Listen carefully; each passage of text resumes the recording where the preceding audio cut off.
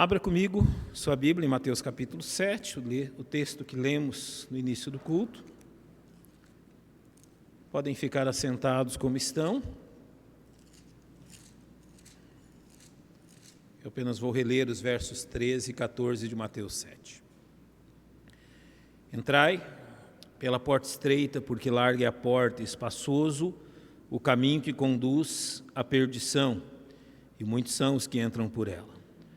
Porque estreita é a porta e apertado o caminho que leva à vida, e poucos há que a encontrem. Pai, nós temos Tua palavra poderosa, aberta diante de nossos olhos. Pai, que reconheçamos o poder e a autoridade dela. Que não a ouçamos com desdém, nem com descaso, mas como aqueles cuja vida depende desta verdade. Nosso desejo é que o Senhor seja glorificado em nosso coração. Na dependência do Espírito oramos. Amém. Pergunta desses versos 13 e 14 são sobre o caminho que nós seguimos. E essa é uma pergunta que deve, sinceramente, falar profundamente ao nosso coração. Nós temos visto tantas coisas nesse período tão difícil da humanidade, tantas questões que nós não pensamos que passaríamos, questões que não imaginávamos que viveríamos. Então, quanto à certeza do caminho onde estamos, é algo realmente essencial à nossa vida. E para que nós entendamos isso, eu quero demonstrar a importância disso através de uma ilustração da seguinte forma. Tudo, absolutamente tudo, nossa vida, deve gravitar, deve deslocar-se, deve acompanhar a Jesus Cristo, tal como a terra acompanha o sol. Domingo eu li um texto em Apocalipse, dizendo que na cidade eterna, na Nova Jerusalém, não haverá sol. E diz que não há necessidade de ali haver sol, porque o Cordeiro é a sua luz. Jesus é a luz que ilumina. Olhando numa figura desta forma, a nossa vida deve ser tal que nós gravitemos em volta do nosso sol, o sol da justiça, Jesus Cristo, em todos os aspectos do nosso viver. Os planetas, eles têm uma rota elíptica, ou seja, não é uma volta onde eles sempre estão à mesma distância do Sol. Por isso nós temos as estações do ano, não é? Há um tempo onde a Terra está mais próxima, há um tempo onde a Terra está mais distante. Nossa vida não deve ser elíptica nesse sentido. Em todos os momentos nós devemos manter a menor distância possível para o nosso Salvador. Por quê? Você vive dias bons, não vive? Todos nós vivemos, graças a Deus. Mas nós também vivemos dias difíceis. E além dos dias difíceis, a Bíblia diz em Efésios sobre os dias maus. O que são dias maus? São os dias mais difíceis que os dias difíceis. São dias onde a nossa fé, a nossa vida, a nossa intenção, a nossa proximidade com Cristo é provada. Você deve viver o mais próximo de Cristo, debaixo da sua luz, do seu iluminar, porque você não vive apenas dias bons.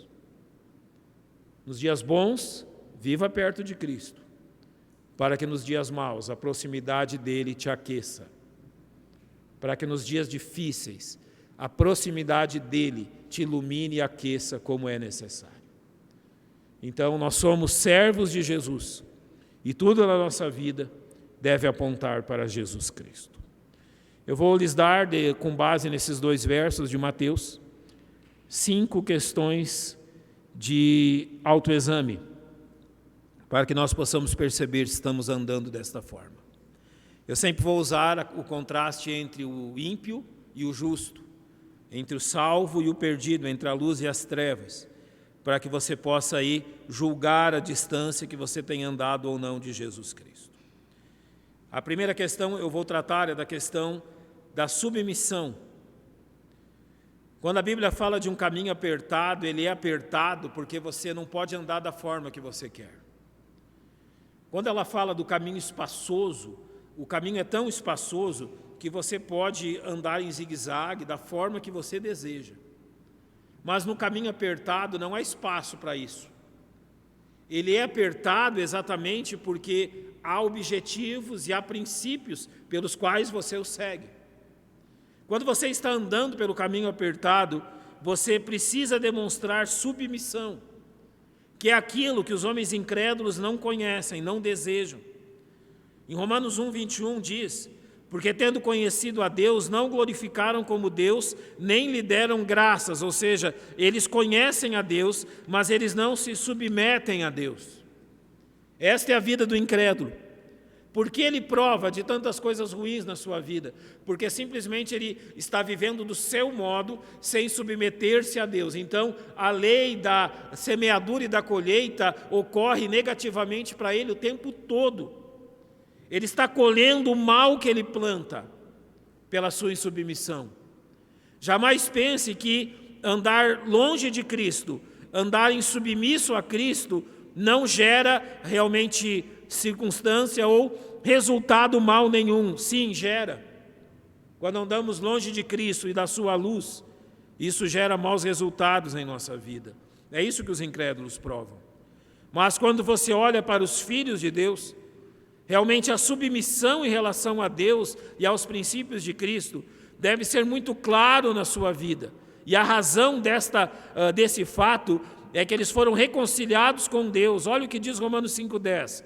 Porque se nós, sendo inimigos, fomos reconciliados com Deus pela morte de seu Filho, muito mais sendo já reconciliados, seremos salvos pela sua vida. Salvos do quê? Das más consequências do pecado. Por que a submissão é tão importante? Por que andar dentro da obediência a Jesus em todas as questões da nossa vida é tão importante? Paulo disse a Timóteo que se ele ensinasse corretamente a palavra de Deus e vivesse corretamente a palavra de Deus, ele salvaria tanto os ouvintes quanto a ele mesmo. Não é aqui a salvação da condenação do pecado, mas a salvação das consequências da presença do pecado e do domínio dele nesse mundo. A submissão, o andar submisso ao querer de Deus em Cristo, te guarda exatamente do poder do pecado que age na sua vida. Irmãos, se nós fôssemos capazes de ver com os nossos próprios olhos quão devastador é o poder do pecado na vida de um homem, nós seríamos submissos a Cristo o tempo todo. Mas sabe por que nós não somos? Sabe por que nós teimamos em fazer a nossa vontade? Sabe por que nós teimamos em realizar aquilo que nós queremos, andar pelos caminhos que nós desejamos, fazer as coisas da forma que nós entendemos que deve ser feita, enquanto a palavra de Deus diz para fazermos de outra maneira? É porque realmente nós não estamos convencidos que o caminho de Deus é o melhor. A submissão julga o quão próximo de Cristo você anda. Eu vou citar isso em todos os pontos. Você pode se vestir como um crente. Você pode falar como um crente. Você pode andar com a Bíblia como os crentes andam. Você pode orar como um filho de Deus. Você pode cantar como os melhores crentes cantam. Você pode ser um pregador, um evangelista, um diácono, seja o que for. Mas você é submisso a Cristo? Porque no final de todas as coisas é isso que conta. Seu coração é submisso ao Senhor? Você realmente voluntariamente se submete, se prostra diante dEle? Porque quanto mais nós contemplamos quanto Jesus é grande, mais nós queremos manter-nos prostrados diante dEle. A razão por que muitos crentes são insubmissos é porque não estão olhando para Cristo. Não estão contemplando a sua grandiosidade. Jesus, ele é grandioso. E diante de um ser tão grandioso, não há outra coisa a não ser a submissão. A segunda questão que eu quero falar com vocês é a respeito da forma que nós olhamos para o pecado, agora de forma mais específica. Eu vou começar pelo ímpio de novo, para depois falar do justo. É interessante como os homens ímpios olham para o pecado. Jesus, em João 3,19, diz: e a condenação é esta, que a luz veio ao mundo, e os homens amaram mais as trevas do que a luz, porque as suas obras eram más. Você entende o que significa isso? O que é amar mais as trevas do que a luz? É amar o que lhe mata, é amar o que lhe destrói. O engano do pecado ele é tão grande, o engano do pecado ele é tão profundo na nossa alma, que a Bíblia diz que o salário do pecado é a morte, ou seja, salário do pecado quer dizer a ração diária que o pecador se alimenta, que é dado pelo pecado. Então, diariamente, o pecado está alimentando o pecador de quê? De morte. Você sabe quão amarga é a morte? Você sabe o que é absinto? É uma das coisas mais amargas que existem. Eu vou usar um outro exemplo. Quem aqui já tomou óleo de copaíba? Lamento, Lucas. Olha, eu não sei se existe alguma coisa pior. Tem, ainda tem, né? Ainda pior que óleo de copaíba. Você tomaria assim todos os dias no café da manhã? Você usaria algo tão amargo, com gosto de morte, todos os dias no café da manhã? Mas o pecador se alimenta de morte todos os dias, e ele não se ressente disso. Ele se alimenta de morte o tempo todo. Ele ama esse gosto da morte. Os homens amaram mais as trevas do que a luz, porque as suas obras eram más. Então ele se alimenta desse gosto amargo da morte o tempo todo, e aquilo parece maravilhoso para ele. É assim. Esse é o relacionamento do ímpio com o pecado. Mas agora olhe para o relacionamento que a Bíblia fala do salvo para com o pecado. Romanos 6, 20 e 21. Porque quando éreis servos do pecado, antes de conhecermos a Cristo, estávamos livres da justiça. E que fruto tinhais então das coisas que agora vos envergonhais? Qual é o nosso relacionamento com o pecado? Qual é o relacionamento que um crente tem com o pecado? É um relacionamento de vergonha. Nós temos vergonha do pecado. Nós temos vergonha quando damos lugar ao pecado. Nós temos vergonha quando o pecado se manifesta na nossa vida, de todas as formas. E ele pode se manifestar desde ataques profundos de ira, até ataques profundos de autocomiseração, ataques profundos de realmente falta de amor ou de qualquer coisa que venhamos a fazer. Nós nos envergonhamos disso. O salvo é o único capaz de se envergonhar do pecado. Então, em segundo lugar, no caminho apertado, qual é o seu relacionamento com o pecado? Você fica pensando nele, sonhando com ele? Sexta-feira, para os homens, eu vou falar exatamente sobre isso, sobre sonhar com o pecado, ficar imaginando o pecado, ficar desejando na nossa mente o pecado, e quanto isso realmente destrói a nossa comunhão com Deus. Esse afeiçoar ao pecado, a Bíblia diz que realmente entristece o Espírito Santo que em nós habita. Então, em segundo lugar, pense muito bem nisso. O pecado é uma vergonha, não um orgulho, para todos os filhos de Deus. A terceira questão que eu quero tratar com vocês é a forma com que Deus nos trata enquanto nós estamos seguindo pelo caminho apertado, ou seja, do nosso relacionamento com o nosso Deus. E aqui eu vou trocar a ordem, primeiro eu vou falar dos justos. Enquanto nós estamos andando no caminho certo, como Deus nos trata? Você consegue reconhecer isso? Você consegue reconhecer como Deus está te tratando hoje? Gente, isso é tão importante, isso é tão essencial na vida cristã, de percebermos como Deus age na nossa vida. O incrédulo, ele não prova de nada disso, mas o cristão sim. Ele prova da ação de Deus o tempo todo, mas ele tem que entender uma coisa. Eu vou usar aqui um exemplo do Velho Testamento. Sabe, às vezes a gente lê Gênesis, a partir do capítulo 12, e a gente fica imaginando que Deus, ele conversava com Abraão todos os dias. Então a gente fica imaginando assim, todos os dias Deus ia lá, batia na porta da tenda lá de Abraão, e eles conversavam e dialogavam, e Deus dava aquele ok, dava aquele encorajamento para Abraão. Não era assim. Havia momentos que Deus falava com Abraão, E Deus demorava 10, 15 anos para falar de novo. O curto espaço entre os capítulos não nos permite entender essa questão histórica.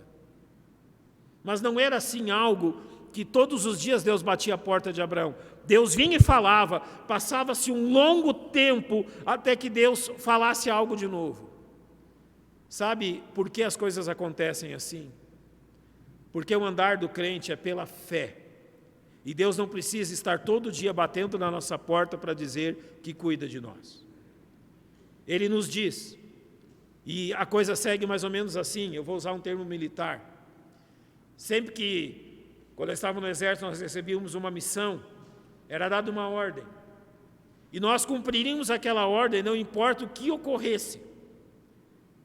Nós só deixaríamos de cumprir aquela ordem, estivesse ocorrendo o que ocorresse, se viesse uma segunda ordem. Mas até que viesse uma segunda ordem, nós andávamos direto para onde nós tínhamos que ir e nós cumpriríamos o que nos foi mandado. Agora pense em relação a Deus. Você só pode mudar o seu rumo quando Deus lhe deu permissão para mudá-lo. Quando nós andamos no caminho apertado e Deus nos dirige em nossa vida, nós andamos na direção que Ele está dizendo, até que Ele nos dê uma outra ordem. Se Ele nos disser pare, nós vamos ficar parados o tempo até vir outra ordem. Então você vive de ordem em ordem, e talvez você receba uma ordem só para a vida inteira. Cumpra aquela ordem. É assim que nós nos relacionamos com o nosso Deus. Agora, quando nós olhamos para os incrédulos, Romanos 1:24 diz que, por isso também Deus os entregou à concupiscência de seus corações, à imundícia. O verso 26 diz que Deus os abandonou. O verso 28 repete que Deus os entregou. Não há ordem aos incrédulos. Deus só tem uma palavra ao incrédulo, que ele se arrependa dos seus pecados. Só há um ministério do Espírito Santo ao homem incrédulo, convencê-lo do pecado, da justiça e do juízo. Deus não tem outra palavra ao incrédulo, a não ser que ele se arrependa dos seus pecados. É a única forma que Deus trata com os incrédulos. Mas com os crentes, Deus trata com base na obediência. Então deixa eu aplicar isso a mim e à sua vida. Qual foi a última direção que Deus deu à sua vida? Em termos de igreja, em termos de ministério, em termos de vida. Você consegue determinar isso? Você consegue determinar qual foi o último direcionamento específico? Quando você diz assim, olha, há 10 ou 15 anos atrás, Deus especificamente me dirigiu a casar com tal pessoa, Deus me dirigiu a reunir-se nesta igreja, Deus me dirigiu a determinado ministério que foi reconhecido pela igreja. Qual foi o último direcionamento de Deus à sua vida? Eu posso dizer qual foi o último que Ele deu a mim. Estar nessa igreja. Foi Ele. Você acha que inicialmente eu concordei? Não. Pelas razões do orgulho do coração, não. Mas foi Ele que mandou. Então, até que Ele diga que eu devo me dirigir a outro lugar, eu não posso fazer outra coisa. Vocês terão que me suportar esse tempo todo. É assim. Qual foi o último direcionamento de Deus à sua vida? Agora vem a questão, você está o cumprindo? Você está cumprindo, por mais difícil que seja, e por mais que você diga, Senhor, eu não quero isso, mas já que o Senhor manda, eu farei. Eu me submeterei. Você está cumprindo o direcionamento de Deus à sua vida? Porque quando andamos pelo caminho apertado, é isso realmente o que importa. A quarta questão, agora eu quero ser um pouco mais positivo. Enquanto você anda pelo caminho apertado, quais são as alegrias que você prova? Você pode dizer? Quais são as alegrias que você prova enquanto segue a Jesus Cristo? Eu vou olhar para os ímpios primeiro. O Salmo 10, verso 3 diz, porque o ímpio gloria-se do desejo da sua alma, bendiz ao avarento e renuncia ao Senhor. A alegria da alma do ímpio é aquilo que ela pode arrecadar, são os desejos, são as coisas prazerosas que a sua alma consegue realizar, os seus desejos mais malignos, talvez, mas mais realmente podres em qualquer forma. Ele gloria-se no desejo da sua alma.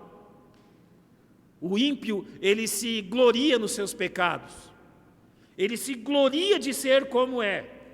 Ele realmente gloria-se nos seus feitos, nas coisas incríveis e podres que ele é capaz de fazer. Esta é realmente a alegria do ímpio, dar vazão a tudo o que a alma dele quer.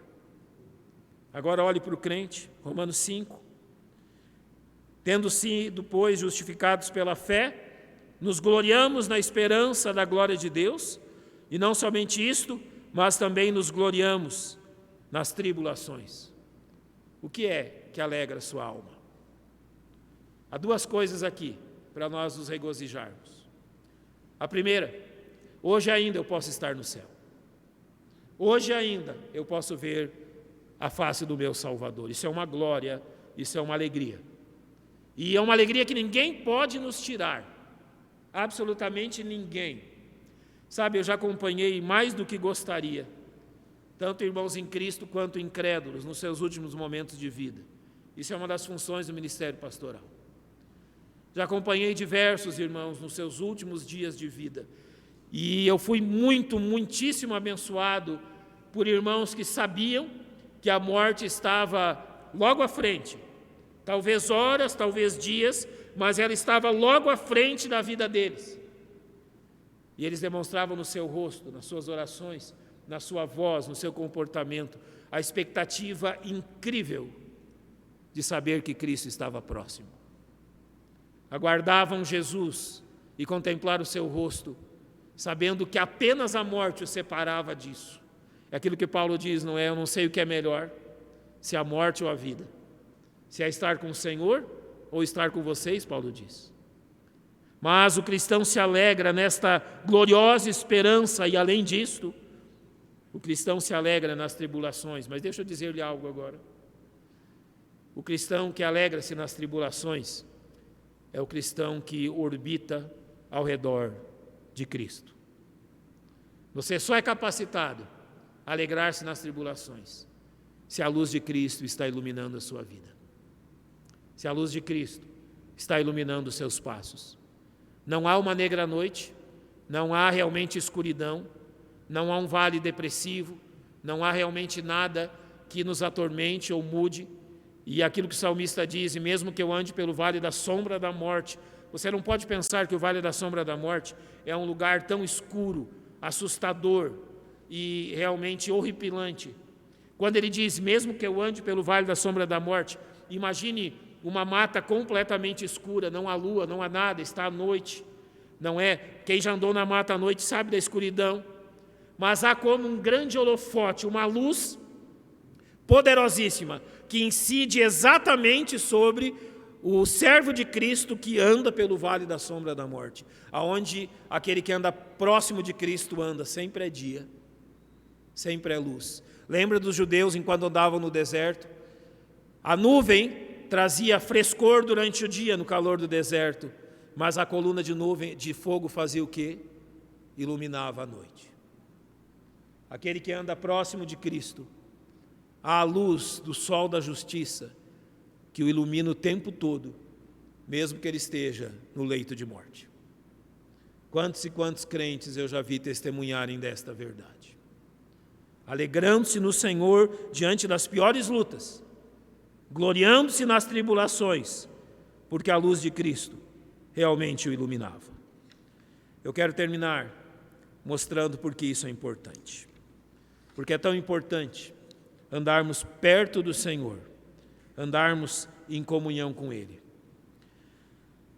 O Senhor muito claramente nos diz, em Hebreus 12:14, segui a paz com todos e a santificação, sem a qual ninguém verá o Senhor. Notem que há certas características que acompanham aqueles que andam no caminho apertado, que andam debaixo da luz gloriosa de Jesus Cristo. E aquilo que caracteriza eles é que eles estão sendo transformados à imagem daquele que os ilumina. Então, aquilo que eu preciso perguntar-lhes, sondar o coração dos irmãos nesse sentido, é se você tem sido transformado exatamente essa imagem enquanto anda nas agruras desse mundo. A vida é difícil, sim. A vida ela é desafiadora, sim. Mas a vida é incrível. A vida é gloriosa. Esta coisa chamada vida é algo absolutamente maravilhoso. Eu não consigo imaginar como um homem vive sem Cristo. Eu não consigo imaginar como uma pessoa vive nesse mundo sem Jesus. Todos os dias ela tem que procurar algo para saciar a alma dela. Mas aqueles que conhecem Jesus já encontraram aquela água viva que saciou de uma vez por todas a sede deles. E há uma fonte que jorra para a vida eterna, que os alimenta e os fortalece todos os dias. A vida com Jesus é inigualável, é maravilhosa, realmente não há o que compará-la. Mas a vida ao lado de Jesus nos transforma. E é por isso que Hebreus diz: segui a paz e a santificação, sem a qual ninguém verá o Senhor. Ou seja, há marcas na nossa vida desta transformação e desta comunhão. Nós andamos em paz e nós andamos em santidade. Isso é real com você? Você tem vivido uma vida de paz, mesmo em meio às lutas, e uma vida de santificação, contrária àquilo que o pecado lhe oferece, porque o caminho apertado, a luz de Cristo, gera paz e santidade. Mas em relação aos homens perdidos, há apenas alguma coisa a dizer a eles. Aos homens está ordenado morrerem uma vez, vindo depois disso o juízo. Há uma expectativa terrível sobre o homem que não conhece Jesus. Seus pecados ainda precisam ser julgados. Ele ainda precisa passar pelo escrutínio de Cristo. Diferente do crente, diferente do salvo em Cristo, os seus pecados já foram perdoados na cruz do Calvário. Os seus pecados já foram purificados pelo sangue de Cristo. Então eu quero terminar dizendo-lhes algo que eu creio deve ser muito bem pensado por você. De forma sincera, de forma pessoal, o que a cruz de Cristo significa para você? De uma forma sem pensar em ninguém mais, apenas em você mesmo. O que a cruz do Salvador representa para a sua vida? Nós cantamos que nós amamos a mensagem da cruz. Por que nós amamos a mensagem da cruz? Por duas razões muito específicas.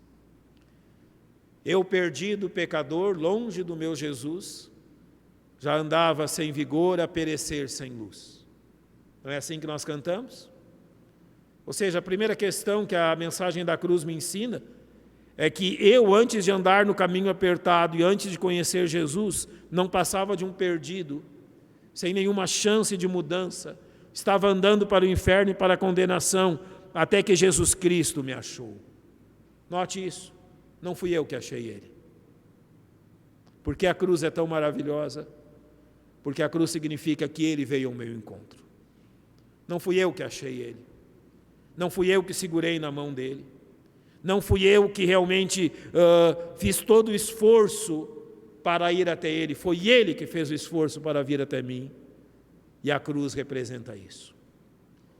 Além de representar a minha incapacidade, a cruz também representa o quanto Ele é suficiente. Nas suas fraquezas, você olha para a cruz. Nas suas falhas e nas suas derrotas. Sim, derrotas, eu também sou derrotado constantemente. Graças a Deus por isso. Graças a Deus pelas derrotas que mostram o quanto eu sou pequeno, mas o quanto Jesus é grande. Nas suas derrotas, você tem olhado para a cruz? Você tem percebido quanto Jesus é incrível, quanto Ele é maravilhoso, o quanto Ele é grandioso, o quanto Ele é poderoso e o quanto Ele é amoroso com você? Quando você olha para a cruz, é tudo isso que você enxerga. Que lugar que a cruz tem na sua vida? Porque se você anda pelo caminho apertado, você foi chamado a andar para a glória e honra de Jesus Cristo. Exatamente para isso. Se você não lembrar de nada do que foi dito nesta noite, lembre-se apenas desse final, então, porque ele sintetiza tudo. A vida que vale a pena, a vida que tem valor, a vida que valeu a pena ser vivida, mesmo que ela dure pouquíssimo, como foi a de João Batista, é a vida que glorifica Jesus Cristo. Nenhuma outra vida vale a pena, nenhuma outra vida tem valor, mas nada na vida tem valor, a não ser a glória que é rendida a Jesus Cristo pelas coisas que nos sucedem. Mais nada. É isso que é andar no caminho apertado. É isso que é andar olhando para a cruz. Se você não entendeu a aplicação que fiz entre o caminho apertado e a cruz, é porque enquanto você anda pelo caminho apertado, os seus olhos devem estar colocados para frente. E o que você enxerga? Você enxerga Jesus Cristo. Às suas costas está a cruz. Foi ela que te deu início em tudo isso. Mas à sua frente, o Senhor ressurreto e vivo, o aguardando para o testemunho dos seus santos. Então pense bem nisso. A vida no caminho apertado é uma vida que, acima de tudo, glorifica Jesus Cristo, independente das circunstâncias. E qualquer questão além desta, não é a vida que vale a pena. Vamos fechar os nossos olhos e vamos orar.